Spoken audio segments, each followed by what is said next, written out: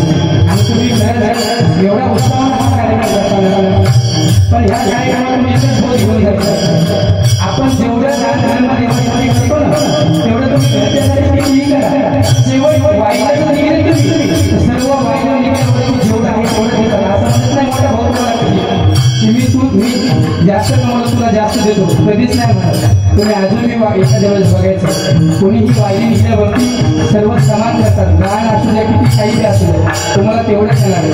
मग ज्यावेळेस गजेंद्राचा पाय धरला त्यावेळेस बायकोची धावा करत होता, बायकोला बोलत होता, लेकराला बोलत होता. शेवट कुणी आलं महाराज, कुणी नाही आलं, देवाला धावा केला.